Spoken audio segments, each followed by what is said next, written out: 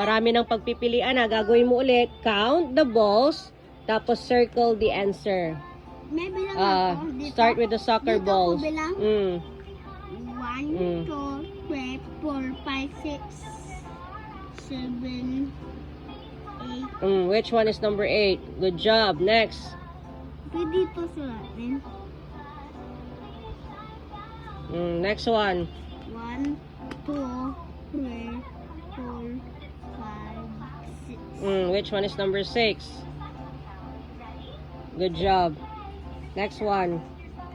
The tennis balls. 1, 2, 3. Which one is number 3? Ay, walang number 3. Sulat mo yung number 3. You write number 3. Ito.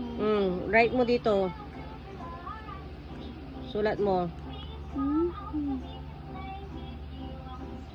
Good job. Next. Bowling ball. How many bowling ball are there? 1, 2. Good job.